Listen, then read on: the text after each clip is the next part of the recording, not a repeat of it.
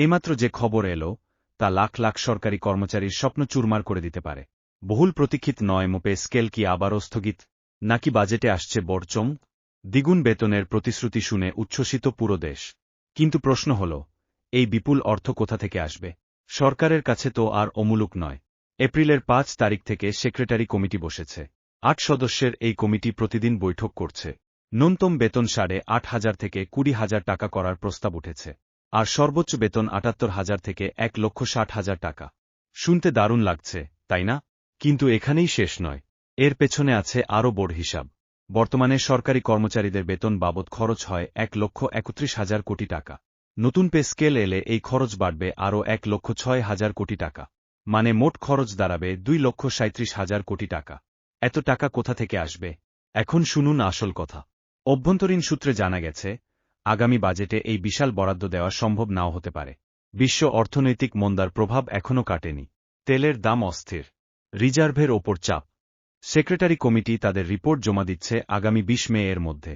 তারপরেই মন্ত্রিসভার বৈঠক। সবকিছু ঠিক থাকলে জুনের বাজেট অধিবেশনে পে স্কেলের ঘোষণা আসতে পারে।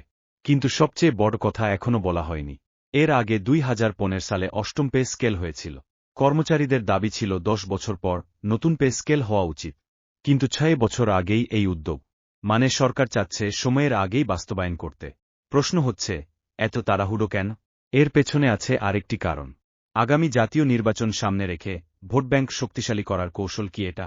লাখ লাখ সরকারি কর্মচারী আর তাদের পরিবার, গোটা ব্যবসায়ী সমাজ। ভোটের মাঠে এটা বড় শক্তি। তবে পরিস্থিতি আরও জটিল। স্থানীয় সরকারের কর্মচারীরাও দাবি জানিয়েছেন। তাদের বেতন কাঠামো আলাদা। জাতীয় পে স্কেলের আওতায় তারা পড়েন না। অথচ একই কাজ করছেন। বৈষম্য দূর করার দাবিতে তারা আন্দোলনের হুঁশিয়ারি দিয়েছেন। এদিকে সেনাবাহিনী, পুলিশ, শিক্ষকরা আলাদা সুপারিশ চান। এখন বুঝতে পারছেন কত জটিল এই সমীকরণ। এখানেই শেষ নয়। ফেব্রুয়ারি মাসে পুলিশি লাঠিচার্জের পর আন্দোলন আরও বেড়েছে। মার্চের ১৫ তারিখ দিয়ে আল্টিমেটাম দেওয়া হয়েছিল। আর মার্চের ২৮ তারিখ কর্মচারীরা কঠোর কর্মসূচির হুঁশিয়ারি দেন। চাপ বাড়ছে প্রতিনিয়ত।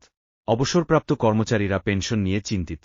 নতুন পে স্কেলে তাদের পেনশন কি দ্বিগুণ হবে, নাকি পুরনো নিয়মেই থাকবে? কাজের সময়ের শেষে এই অনিশ্চয়তা তাদের পীড়িত করছে। সব মিলিয়ে ২০২৬ সালের মে মাসটি খুবই গুরুত্বপূর্ণ। সেক্রেটারি কমিটির রিপোর্টের পরেই পরিষ্কার হবে আসল চিত্র। আপনার মতো সরকারি চাকরিপ্রার্থী ও বর্তমান কর্মচারীদের জন্য এই মুহূর্তে একটাই পরামর্শ, ধৈর্য ধরুন। অপেক্ষা করুন ২০ মে পর্যন্ত। সেখানেই আসল খবর। প্রতিশ্রুতি শুনলেই আন্দোলনে নেমে পড়বেন না। অপেক্ষা করুন সরকারি নোটিফিকেশনের। কারণ শেষ পর্যন্ত কাজ করে কাগজ, আর মুখের বাণী নয়। তো বন্ধুরা, আজকের নিউজ এখানেই শেষ। ভিডিওটি ভালো লাগলে লাইক করুন, শেয়ার করুন এবং সাবস্ক্রাইব করুন। কমেন্টে জানান আপনার মতামত।